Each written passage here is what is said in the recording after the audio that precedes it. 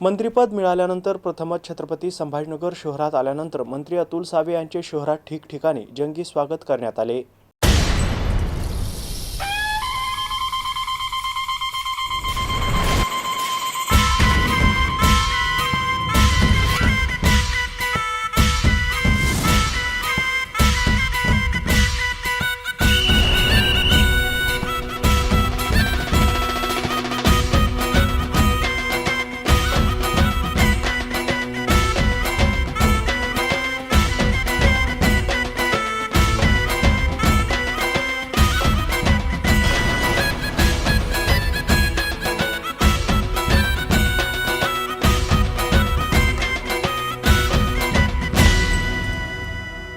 मंत्री अतुल सावे हे मंत्रिपद मिळाल्यानंतर पहिल्यांदा छत्रपती संभाजीनगर शहरात आले असता ठिकठिकाणी कार्यकर्त्यांच्या वतीने मोठ्या जल्लोषात त्यांचे स्वागत करण्यात आले। तसेच ठिकठिकाणी जेसीबीच्या सहाय्याने फुलांची उधळण करत त्यांचे स्वागत करण्यात आले आणि शहरातील विविध भागातून रॅली काढत क्रांती चौक येथे रॅलीची सांगता करण्यात आली। तसेच मंत्री अतुल सावे यांची पेढेतुला करण्यात आली। यावेळी मोठ्या संख्येने भाजपाचे पदाधिकारी कार्यकर्ते उपस्थित होते।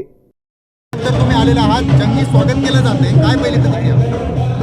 भारतीय जनता पार्टीचे आमचे नेते व राज्याचे मुख्यमंत्री देवेंद्र फडणवीस साहेबांनी जो विश्वास माझ्यावर दाखवलेला आहे, मला आज तीन डिपार्टमेंटची जबाबदारी दिलेली आहे। मी नक्कीच आज आश्वासन देतो किंवा भरोसा देतो की येणाऱ्या काळामध्ये या महाराष्ट्र राज्याला विकासाच्या प्रगतीसाठी जे काय असेल ते मी काम करणार आहे आणि मागच्या 2.5 वर्षात पण मंत्री म्हणून मी या महाराष्ट्राच्या विकासासाठी काम केलेलं आहे। 5 ट्रिलियन इकॉनॉमीमध्ये महाराष्ट्रात 3 ट्रिलियन इकॉनॉमीमध्ये आम्ही आमचा सहभाग असेल।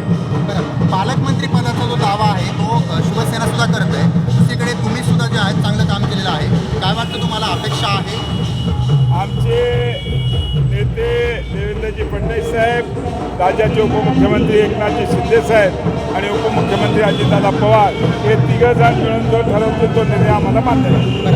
आता मोठा विकासाचा प्रश्न जो आहे तो कसा असेल आणि काय तुमचं ध्येय आहे? आम्ही ऑलरेडी मागे मंत्री असताना इकडे 52,000 कोटीचे उद्योग आणलेले आहेत। पाण्याचा जो प्रश्न आहे तो आम्ही लवकरात लवकर मार्गी लावतोय। या पद्धतीने या शहराच्या विकासाच्या मार्गाला आम्ही सगळेजण ऑलरेडी लागलेलो।